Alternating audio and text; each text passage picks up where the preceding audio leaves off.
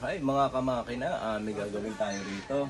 Iniwanan ako ng katrabaho ko na pinapagawa niya sa akin tong cabinet ng machine. Natanggal na yung screw. Tanggal na yung screw niya. So, gagawin natin, i-epoxy natin siya. Pakita ko sa inyo kung ano magandang paraan na pag-epoxy. Ayan, natanggal na siya. Ito na yung anuhan, screwan. Ayan, nag-iwan sa akin ng note, i-glue ko raw.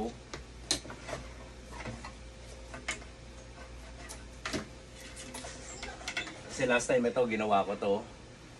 Ngayon, ano nangyari naman, taas naman. Okay. Ang maganda dyan, baklasin nyo na.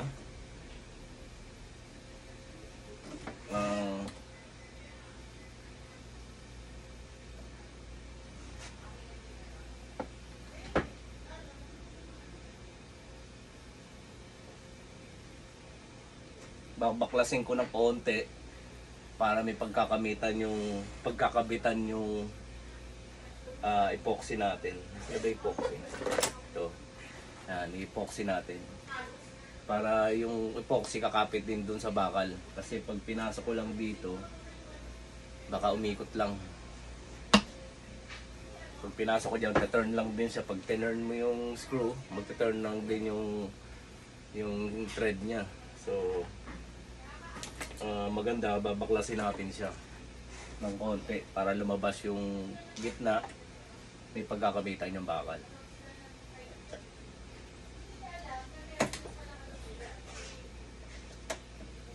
Yan, kahit ganyan lang,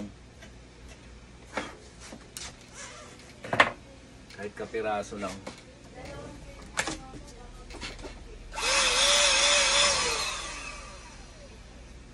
At least may pagkakapitan yung epoxy natin. Pero lalagyan ko siya ng pandikit, cement.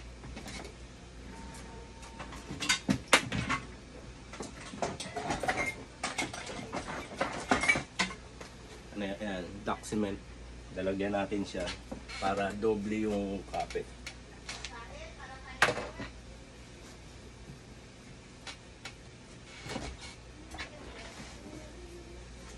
Hulog na yata.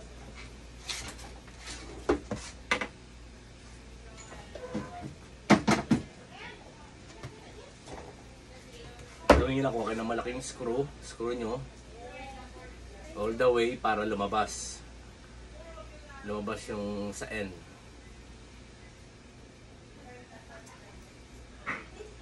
Yan, kailangan may nakalabas na ganyan para pag pinasok mo sa loob may kakapitan din siya.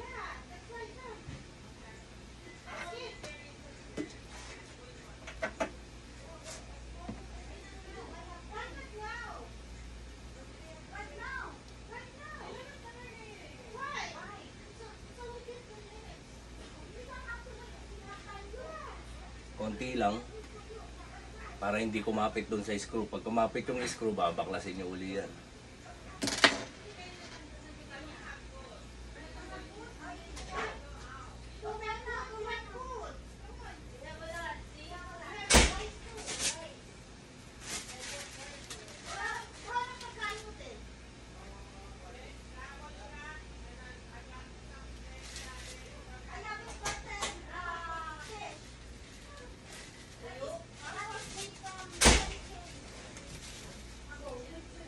Nasobrahan ko yata.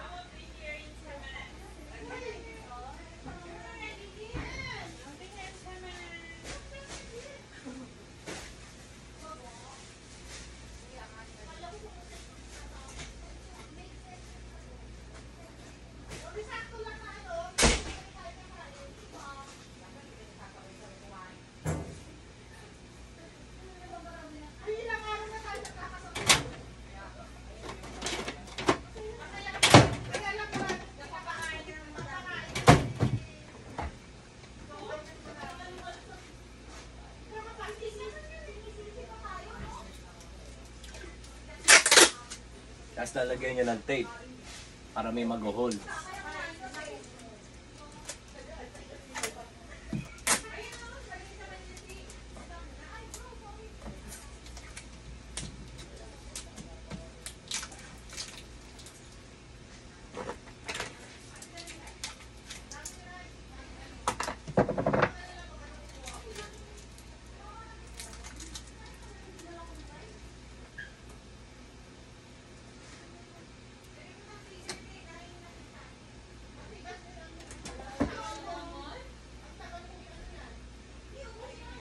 Tapos, lalagyan na natin ng epoxy.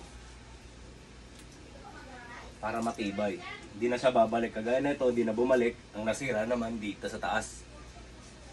Ganon din ang ginawa ko dyan. Nilagyan ko ng pandikit. Crazy glue. Kasi dati walang ano eh. Walang cement eh. Kaya matibay.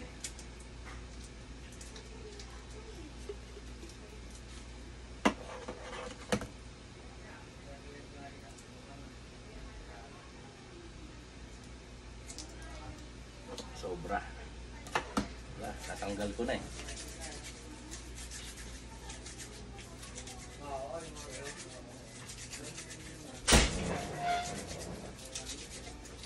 O Diyos, kaway ka man na ito.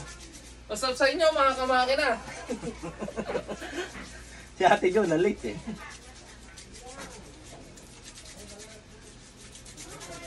Yan. Yung mga technician yan dito. Ako lang ang biomed.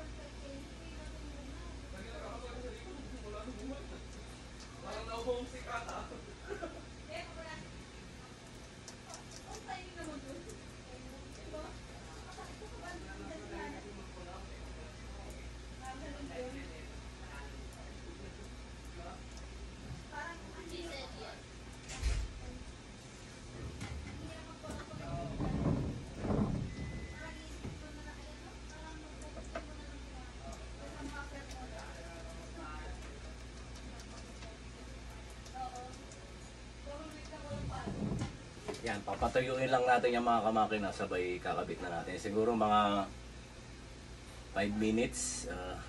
Huwag na natin hintayin, baka saan pa tayo makarating. Yan. What's up, buddy? Ayan, tinaypan ko naman siya. So hindi na siya lalaylay. At least nakapit pa rin dun sa screwan niya. Kaya na lang natin tumutuyo. 5 minutes, hindi na lang siguro natin hintayin kasi matagal. Meron pa tayo isang machine doon, flow error, gagawin natin yan. Kaya tingnan natin kung ano problema. Ang sabi sa akin, ginawa na siguro nila yan, tapos nag-iwan ng note. Palitan ko daw ng deaeration. So, ginawa na nila yan, siguro bumalik ulit. Mga ilang araw bumalik. Ito yata ang problema. Ito mga kamakina, bagong-bago to. So lalagyan natin to ng date. Bagong-bago. Bagong-bago yan. Gagawin natin yung mamaya. Tapusin ko lang yung pag-mix ko. Transfer. Okay? Nandito na lang tayo. Please like and subscribe Kamakina Vlog. Sana huwag kayo magsasawa. Sana may natutunan kayo kahit paano. Cabinet ng ano. Lagyan nyo lang epoxy. Mas maganda kung may crazy glue para hindi agad matatanggal. Kagaya ng ginawa ko dito, may crazy glue yan, sabay epoxy. So, hindi siya natanggal. Ang natanggal yung nasa taas kasi paghihila siguro ng bloodline. Okay? Ganito lang tayong makina. Please like and subscribe Kamakina Vlog. God first.